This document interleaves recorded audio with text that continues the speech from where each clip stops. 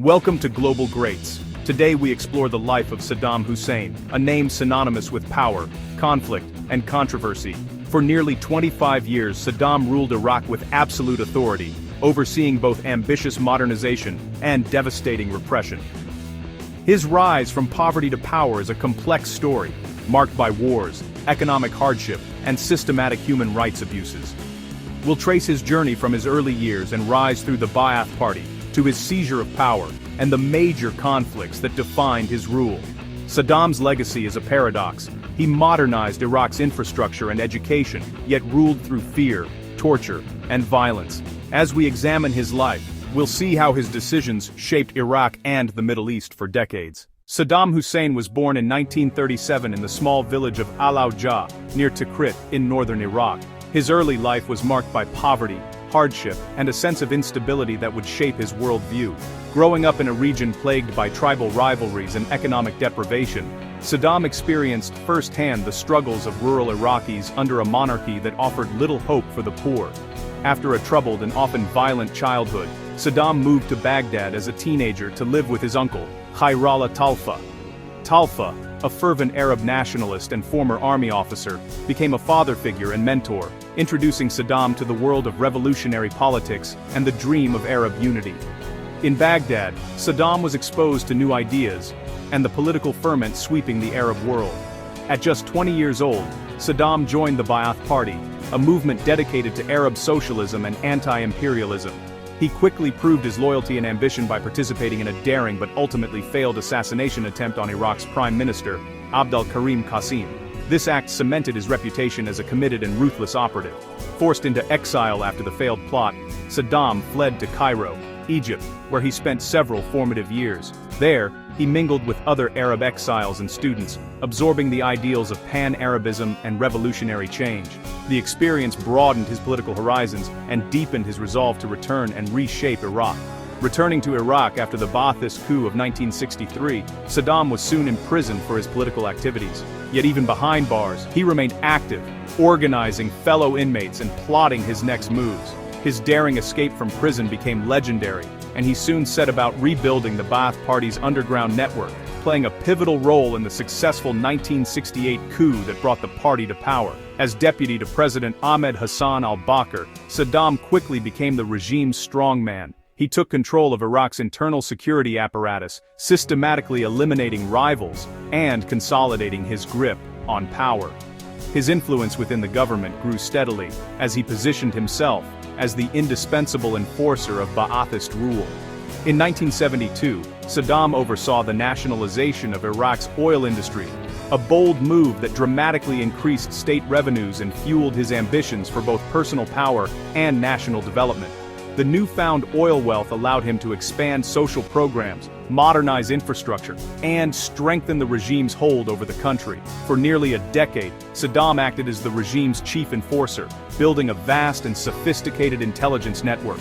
He used surveillance, informants, and secret police to root out dissent, ensuring that opposition was swiftly and ruthlessly crushed. All the while, he was carefully preparing for his eventual takeover.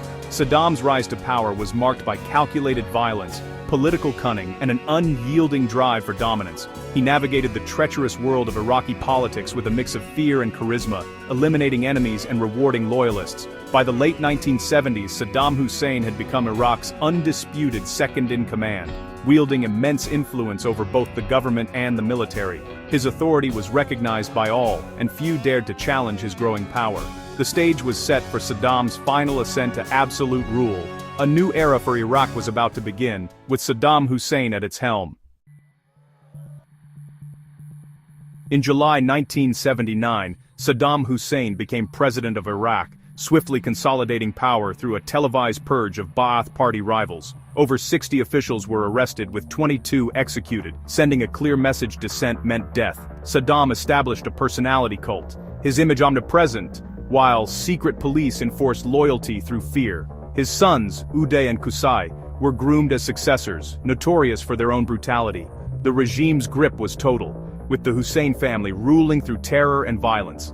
Saddam's rule became synonymous with fear, propaganda, and absolute control. Saddam's ambitions extended beyond Iraq. In 1980, he invaded Iran, expecting a quick victory. Instead, the Iran-Iraq War dragged on for 8 years, costing over 1 million lives and devastating both nations. Iraq's use of chemical weapons, including against its own Kurdish population, marked the conflict's brutality. The war ended in stalemate, leaving Iraq deeply in debt. Seeking new resources, Saddam invaded Kuwait in 1990. Triggering global outrage and UN sanctions.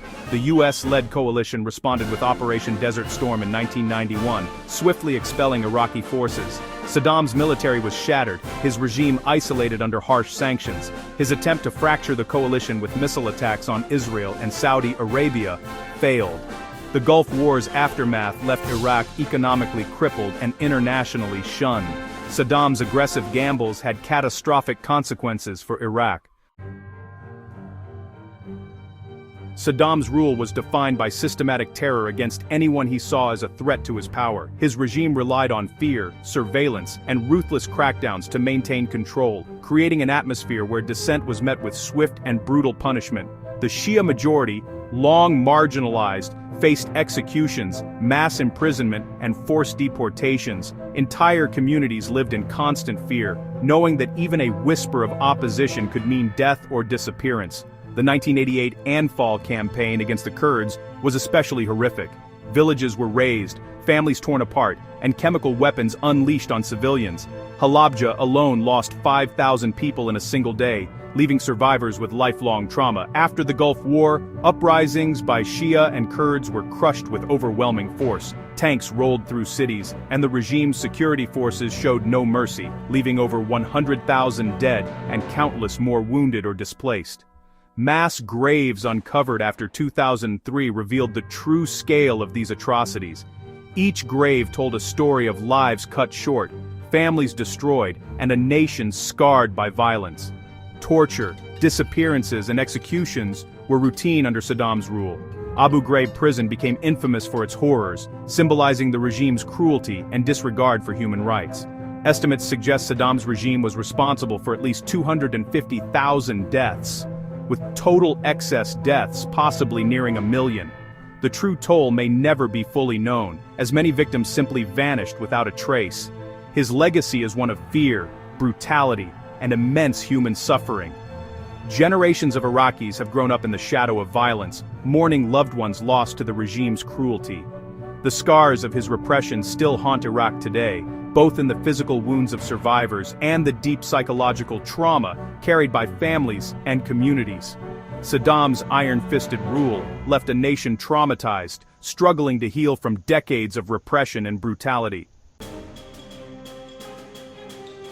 The 1990s brought Iraq crippling sanctions and international isolation, devastating the lives of ordinary Iraqis. Daily life became a struggle for survival, with shortages of food, medicine, and basic necessities. The country's once thriving markets emptied, and families faced hardship on an unprecedented scale. Meanwhile, Saddam clung to power with an iron grip. He repeatedly defied UN weapons inspections, refusing to fully cooperate and fueling suspicions abroad. This led to periodic international crises and military strikes that further isolated Iraq from the world. After the September 11 attacks, the US government accused Saddam of possessing weapons of mass destruction and supporting terrorism. These allegations dominated headlines and heightened global tensions, setting the stage for a new conflict. In March 2003, after Saddam refused to step down, a US-led coalition launched a full-scale invasion of Iraq. The world watched as tanks rolled across the desert and airstrikes lit up the Baghdad sky. Baghdad fell within weeks. Saddam's regime collapsed rapidly. Statues toppled, chaos erupted in the streets, and the old order was swept away almost overnight. Saddam went into hiding, becoming the world's most wanted man. US forces scoured the countryside, searching villages and safe houses near his hometown of Tikrit. His sons, Uday and Qusay, were killed in a dramatic raid in July 2003. Months later, in December, Saddam was discovered hiding in a small underground bunker near Tikrit, ending his months on the run. He was handed over to Iraqi authorities and put on trial for crimes against humanity. The world watched as he faced justice in a historic courtroom drama. Defiant throughout the proceedings, Saddam was ultimately convicted for the Dujail massacre and sentenced to death by hanging. He was executed, on December 30th, 2006, marking the end of an era that had shaped Iraq for decades. The era of Saddam Hussein ended with his dramatic downfall, forever altering the course of Iraq's history and leaving a legacy that continues to shape the nation today. Saddam Hussein's legacy remains deeply divisive. For many Iraqis, especially Kurds and Shia, he is remembered as a brutal tyrant responsible for mass graves and chemical attacks. Some Sunni Arabs recall his era as one of stability and national pride, contrasting it with the chaos that followed his fall. In parts of the Arab world, he's seen as a symbol of resistance to Western influence. Yet, his wars left Iraq devastated, isolated, and fractured. Saddam's life forces us to confront the price of order, the meaning of justice, and the dangers of unchecked power. Can stability built on fear ever be just? The debate continues.